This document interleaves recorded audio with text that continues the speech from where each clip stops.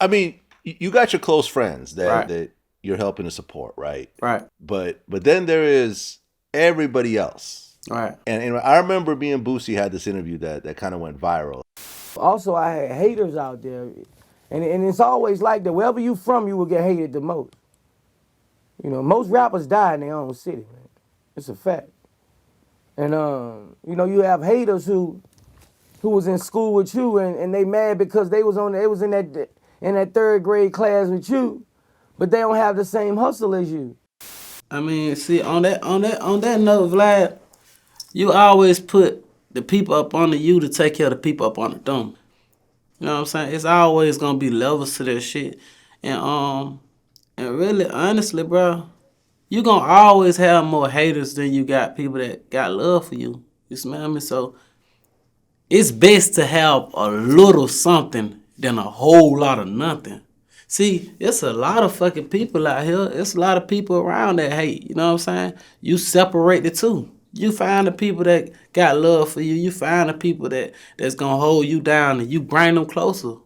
And once you build that brick wall, you know, my favorite story is the story of the three little pigs. You know, one of them built that house of straws, one of them built that house of clay, and the other built that house of brick.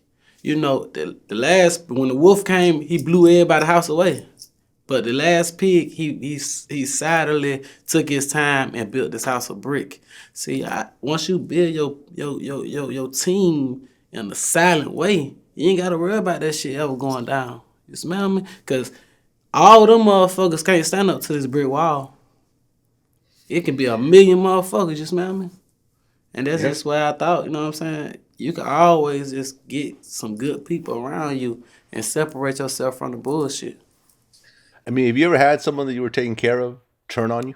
Oh yeah, that shit happens every month or every couple weeks, you know. Shit happens, you know what I'm saying? You just gotta, you know what I'm saying? They gotta respect what's gonna happen to them, you know what I'm saying? What's the worst thing you think that someone did to you that you thought that you were actually taking care of? The worst thing that someone actually did to me was probably try to break in one of my houses while I'm not around or some shit like that. Mm. And they know what happened to them.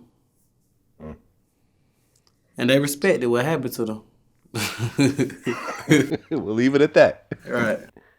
Now you mentioned in I think it was a DJ Smalls interview that at one point in 4 years you went to jail 32 times. Um, yeah. That was like my juvenile record from I say from the age of 15, 14 to probably around 19 years of age. That happened. So you were getting arrested almost every month, just over and over again. Shit. Man, my mom used to come down there to the juvenile every week. It wasn't no every month thing. Shit, sometimes I might get out of jail today. The next goddamn 2, 3 hours, I was back in the stolen car, getting locked right back up, going straight back to Metro RYDC. When I got older, I was able to have some money, so shit. Once I went in Fulton County Jail, I was able to just pay my bond as soon as I got out. Then go back and get into some shit. Okay. Like what was the longest stretch you ever did in prison though? I did 2 years apiece. Like I did 2 years, then another 2 years as soon as I got out. Okay. And you had mentioned, I think, in our last interview that you took over the prison compound.